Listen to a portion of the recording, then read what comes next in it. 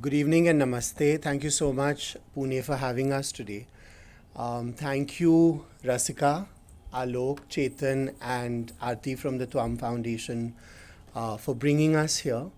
Almitra from the Marg Foundation for thinking of this launch in Pune. Naman for so generously and kindly introducing us. We're really honored to be here today, and both of us are going to be making this presentation which looks at the role Marg has played in contributing to the generation and telling and reflection of Indian textile histories since its inception. So we have a sort of more or less structured presentation that we're going to share with you. But before that, I want to request all of you, this extraordinary presentation that Naman made on and showed us these extraordinary temples. For a second, I want you to just think of these these temples with textiles. And that really, in some ways, points out the huge gap that textiles, which is what we're going to talk about today, this evening, faces. That it is, in many parts, completely erased from the history of art and architecture. We go to temples today, we go to sacred sites, we go to occasions today. And temples like these would have carried rituals, performances, there would be carpets, there would be tents and kanats, there would be canopies, there would be rituals where textiles would be changed, like in Vrindavan we see today. The idol would be, the clothes of the idol would be changed several times a day. And that absence, which to, I think, people like us is so glaring when we look at marvels of architecture, is really something that I think has, in many ways, propelled us from one moment to the other in our journey in textiles. So do bear that in mind, that a lot of the textiles that we're going to be showing you on the covers of Marg actually occupied spaces and bodies that are often celebrated and discussed, but the textiles not. So with that, may I please request Monisha to begin the presentation. I think one of the things this issue of Marg has done, celebrating 75 years of textiles that it covers in the magazine, similar to what Naman was just telling us about the temple issue that he brought out, it makes us stop and think. It makes us, as students of textiles, as people who have gone on to do research and writings, it makes us sort of look at the trajectory of textiles that not only have been covered by Marg, but also that are prevalent in the country. It makes us think of what is still there, the continuities, what has died out, what is, have been revival efforts of the textiles.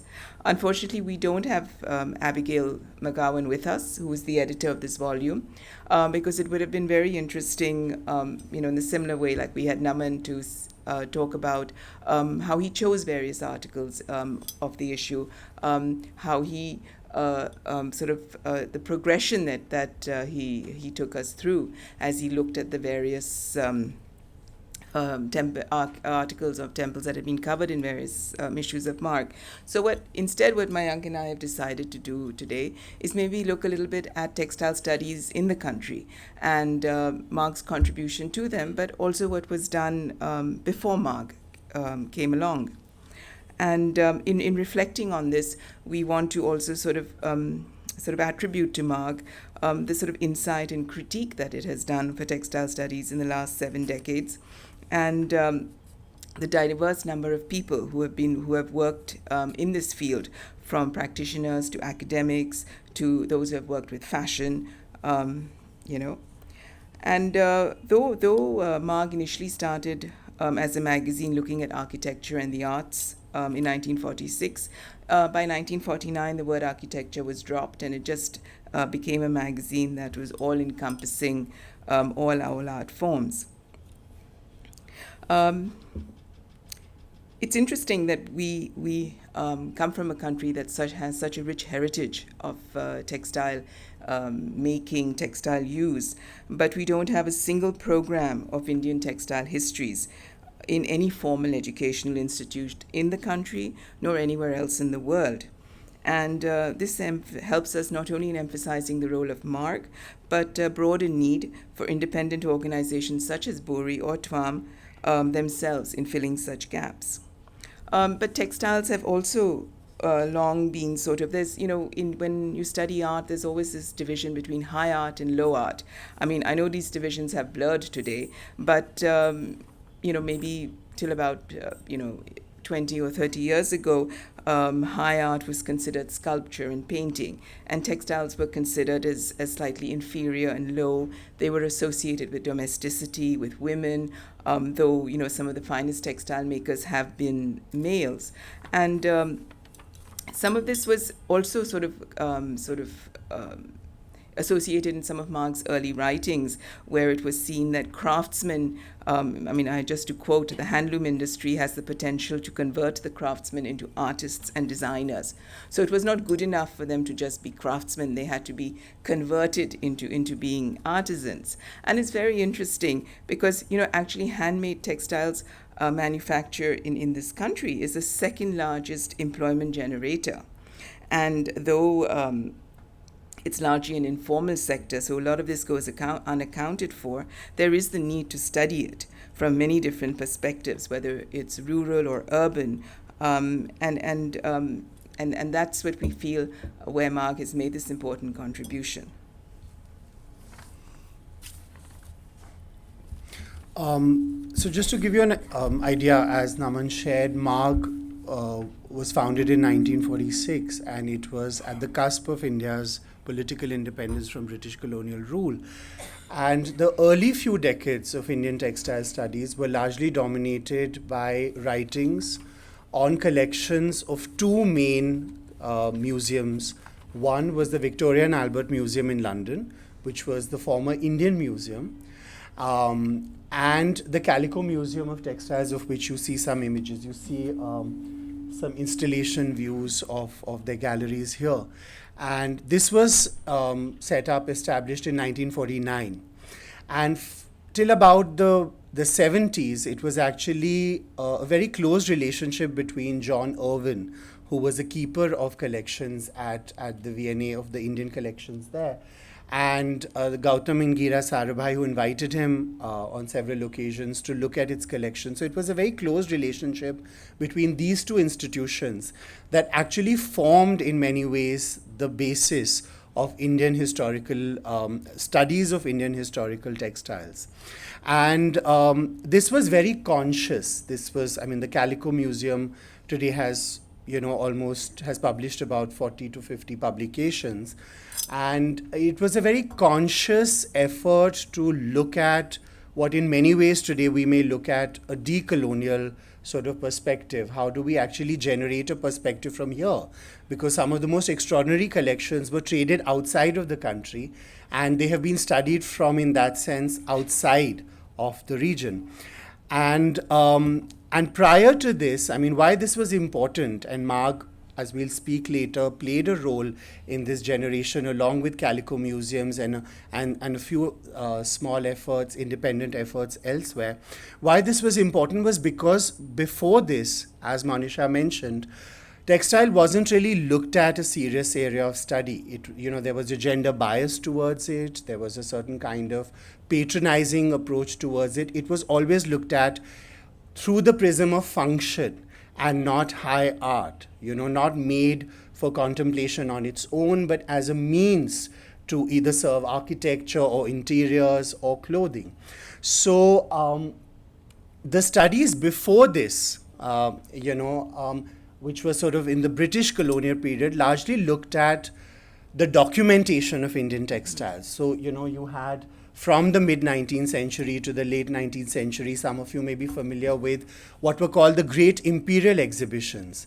And they showed textiles from India as a way for, imperial powers to sort of, the imperial power, the British imperial power to, claim superiority of having been able to sort of carry this great civilizational kind of art, thrust in its sort of imperial idea.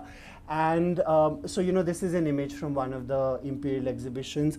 Another form that this kind of documentation took was what are called paintings, company paintings, which documented the people of India, because this was pre-photography, and how was Britain as a colonial power to sort of help understand its own people back home. You know, what people in India dress like, what were their professions. So just to give an idea of why it was so important for institutions like Marg and Calico to come up, this is an example of the kind of documentation that was done on what people wore. That is a swatch from a very very famous volume called the Watson volumes, and this was commissioned by the British office, by the British India office, to collect samples. There are about 18 volumes to collect samples of what people were wearing being produced in Indian handlooms, which could then become a reference to be copied by the mills of Manchester. So Indian textiles were sort of being documented for replication in the mills of Manchester as a way to understand Indian people through the colonial lens. I think you may want to talk a little about the studies of natural dyes and botanical studies that became important. So Thomas Waddell in the 19th century did a series of volumes where he did natural dye samples in the same way that Forbes Watson was actually documenting the textiles produced all over the country and making little sort of swatch samples and putting them in his volume. Thomas Waddell did the same things with natural dyes. He produced over 4,000 samples of dyed cloth and thread of different natural fibers. And whilst on one hand, Watson and Waddell were doing this in order for replication or to better understand what was made in India so that it could be reproduced in Britain and then brought back to India for sale. On the other hand, today, a lot of their documentation provides us very important documentation. Sorry to use the word documentation again, but it provides us very important evidence or documentation of what was made in India. If we are going back to research, especially with natural dyes, because we've lost a lot of that knowledge.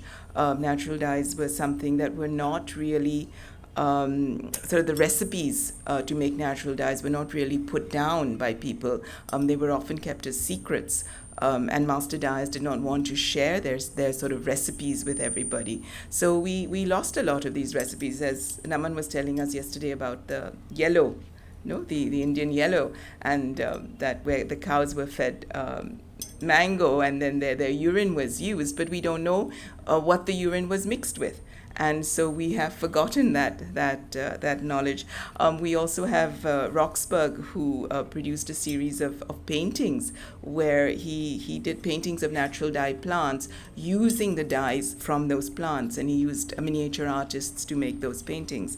They're mostly in the botanical gardens in Calcutta today. At the Bhaudaji Lad Museum, we also have a collection of clay models. These were quite common. They were made, I think, mainly in Lucknow or Allahabad or some Bombay also.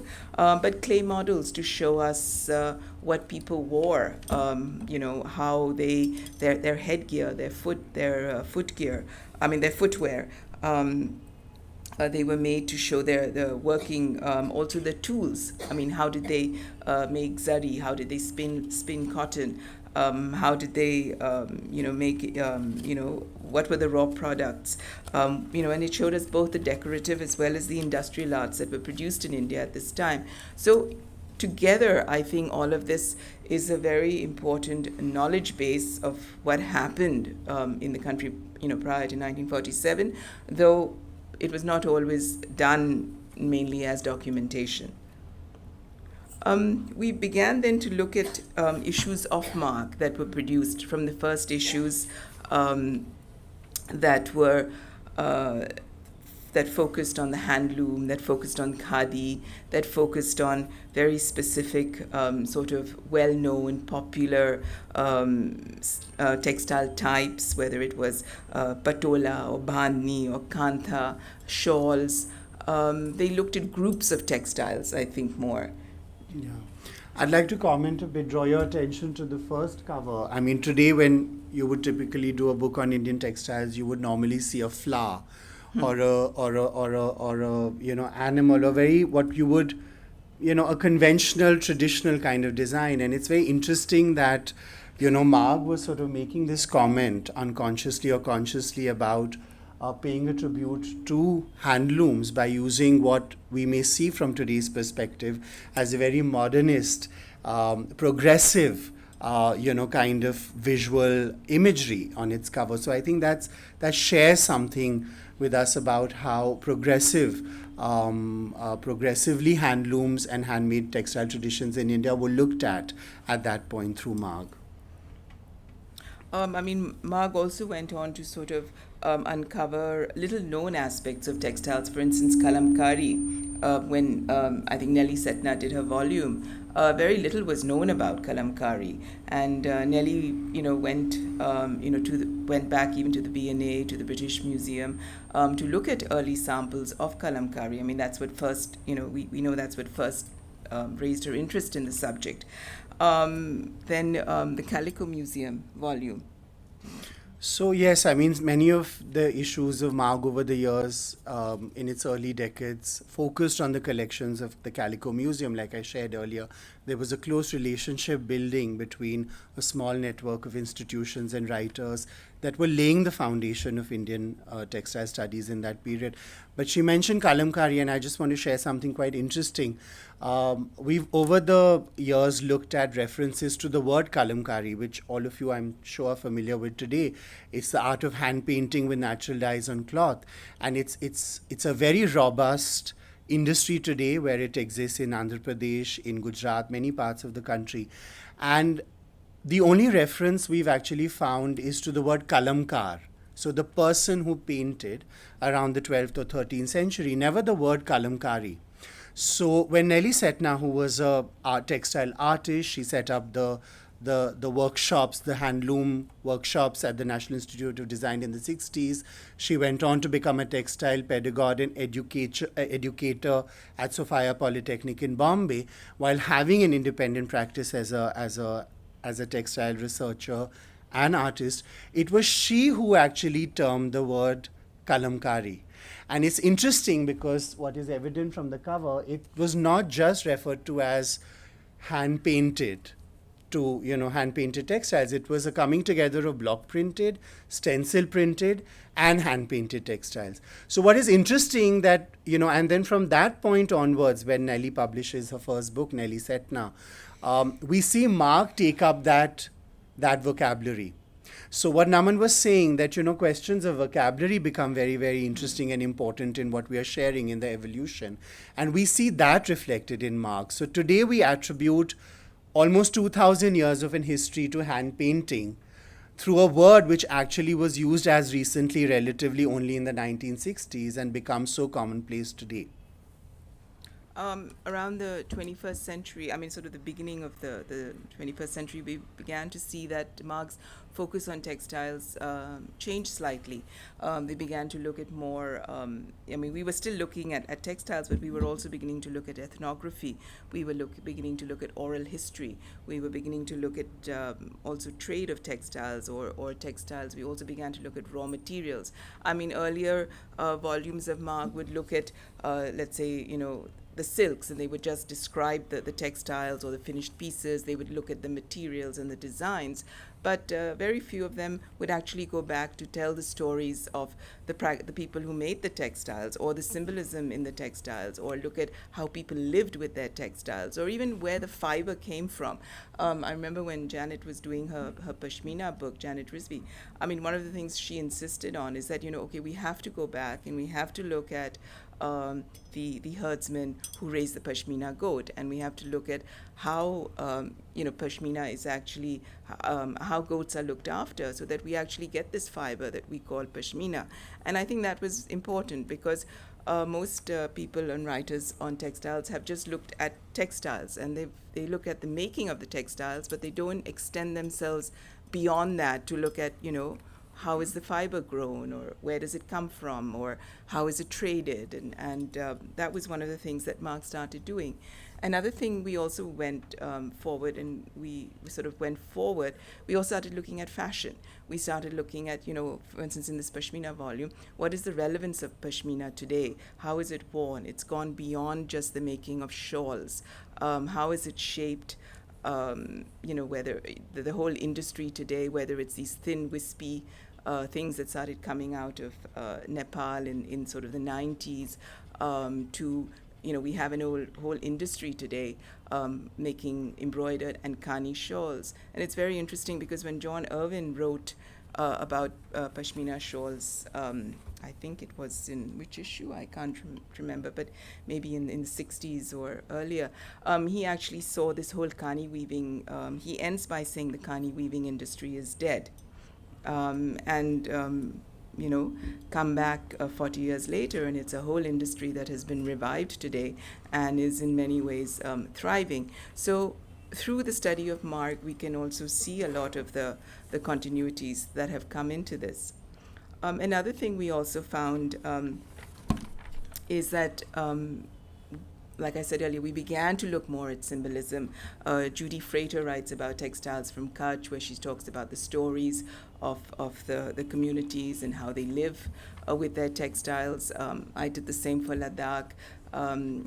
We've done the same for other areas, where we began to look at sacred textiles drawing back to temples, also how textiles were used in places of worship around the country.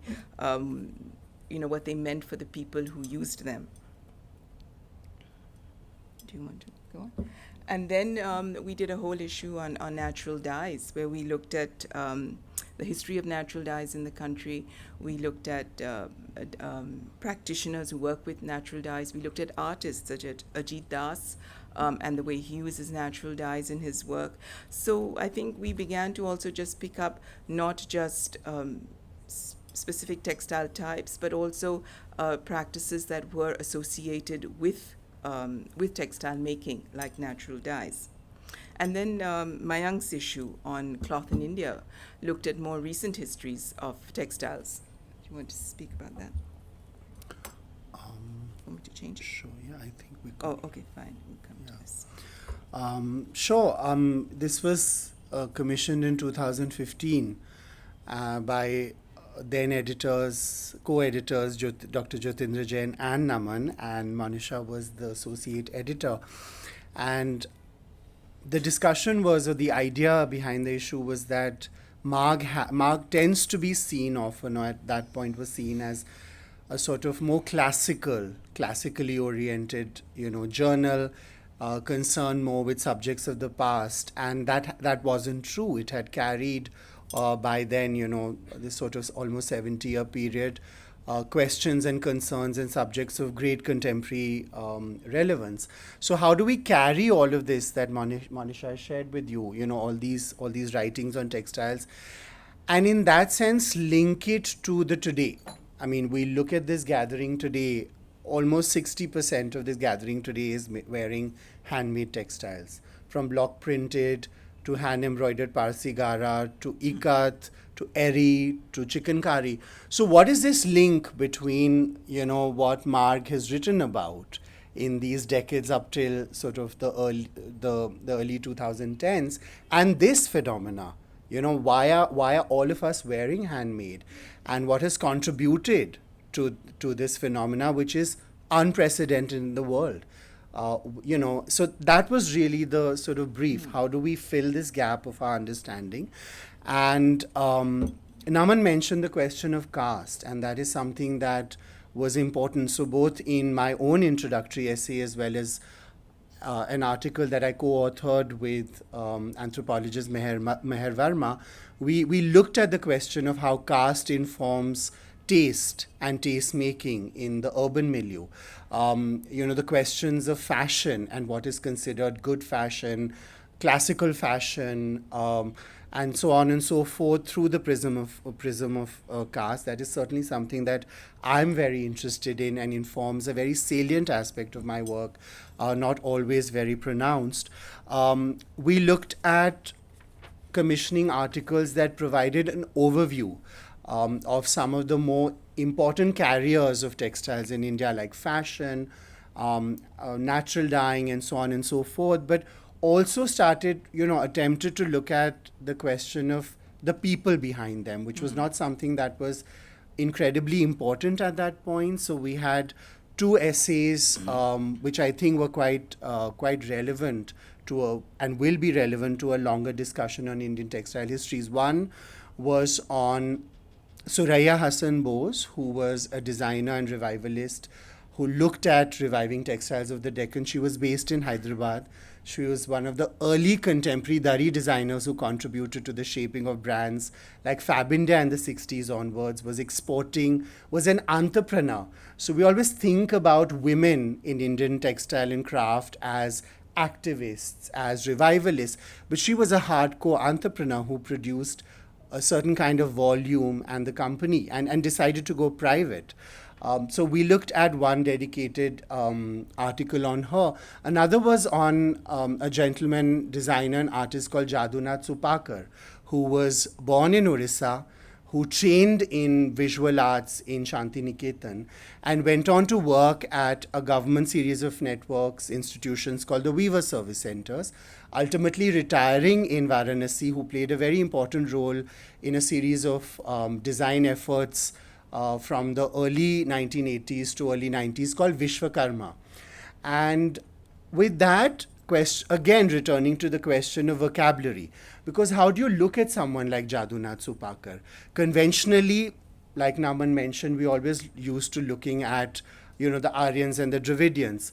In textiles, we're always looking at the craftsperson, the karigar, and the designer, So where does someone like Jadunath Supakar come in? And, in Varanasi, for instance, you have the word that's often used is the grihast. Now, the grihast in many ways is an entrepreneur. In most cases, he's from the Marwadi or Gujarati community in Varanasi that actually marketed Banaras for 200, 300 years to make Banarasi the fashionable statement that we see today. And he's sort of someone who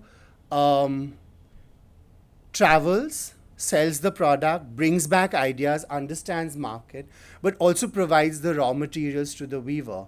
And it's, many of these handloom centers are completely decentralized. So these kinds of questions of, how do you emerge and describe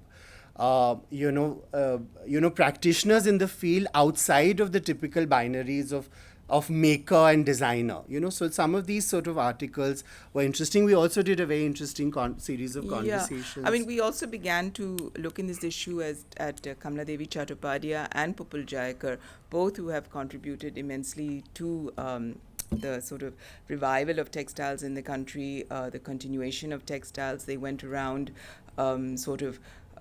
almost like looking for textiles that had died out. I remember they went to places where, people had abandoned their looms and kind of got them to sort of start work again and make things again. And then we looked at their contemporaries. We looked at people who were still living today, but who have contributed to the textiles of the country. But we looked at them, I think you could say, a little bit generationally. We started with Jasleen Dameja, again a very renowned textile scholar, but somebody who also worked very closely with Kamla Devi Chattopadhyay, and went around the country traveling with her, studying textiles and seeing where textiles could be made again, and then sort of giving livelihood to people and sort of building up the industry to what it is today. We then looked at Jyotindra Jain. Do you want to? As an institution builder, someone who had been involved with very early ethnographic studies in Gujarat, who set up the Shreyas Museum, the Vishala Museum. We looked at Ritu Kumar, perhaps India's first fashion designer. And so we were sort of, these conversations that Monisha and I did together with Jyotindra Jain, with Ritu Kumar, Rahul Jain, scholar and maker, sort of together looked at the question of Indian textiles from the perspective of curriculum, institutional building, to making and building brands and the market, as well as sort of more reflective questions like we shared earlier about vocabulary and so on and so forth. We also, I mean, you're seeing an image of the launch of this issue, which was in Mumbai. And we decided to, something that Marg hadn't attempted before, we decided to do a fashion show and launch the issue to 600 people, something that, you know, a conventional book launch would never be able to reach. And the fact that on a Tuesday morning there were, you know, 600 people to attend a book launch at Lakme Fashion Week in Mumbai was very encouraging, bringing in questions of the bikini sari, which you see here. The issue had already sold out before the launch, and we had no issues to sell at the launch. So it was a little, you know, idiosyncratic. We were having a launch, but we had nothing to sell, and we couldn't get issues fast enough. And I think this has also been one of the things that we have discussed at Marg, at least, you know, when I was there, is how do you take Marg out? I mean, Marg, yes, it's important contribution. Yes, we've done a lot, but it's still quite niche. It still doesn't sort of, I think, correct me if I'm wrong, Naman, but at least that was the discussions we were having, you know, 5 years ago at Marg, that it still doesn't get everywhere. It doesn't reach people, especially young people. So how do we do it? And I think this was one event that really sort of took Marg out of the box, so to say, and I think it can be a sort of a prelude to a lot of other things that Marg can do to take Marg to places where, you know, Marg also hasn't been before. Yeah. I wanted to share a quick, a quick anecdote here. I mean, we always look at the end book, right? We're looking at the book and saying, oh, these amazing images or interesting conversations or nice articles. But what an issue like this also did was actually got the designers excited, because often, Marg was a kind of inaccessible other publication. So it also sort of made many of these designers be approached. I mean, Satyapal, the third small image from the top is Satyapal, the cocktail sari. He invented this idea of, what you could wear to a cocktail party as a sari, instead of a dress. So all of these questions, and many of these design houses sort of, had never even archived their own work. Yeah. When, we remembered certain moments and we went back. So what some of these publications also have helped achieve, it sort of excite people through whom we're inviting material from. And I think those kinds of inadvertent sort of journeys and adventures are also very exciting, I think. One of the biggest challenges with this issue was actually to get images. I mean, we found even people like Laya Tayyabji of Dastakar or Shah Mahuja. Or big designers like Tarun Taheliani didn't have archives. They just hadn't documented. I mean, they might document an end product, but they would not document the process. So I think that was one very challenging part of this issue, and it also made us think that, we have recent histories of Indian textiles in this country, but how much is actually documented? How much is actually known? I mean, we look at documenting the past, but what about documenting the last 30 years or 40 years when so much has changed in the field in Indian textiles? And the title was, towards recent histories.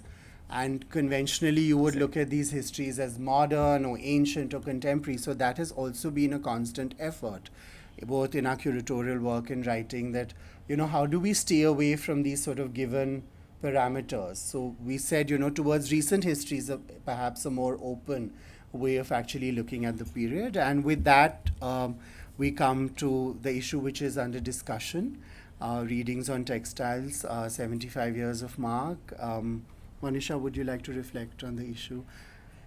An incredible resource for those of you who may be looking at your first entry into Indian textile, into readings or writings on Indian textile histories.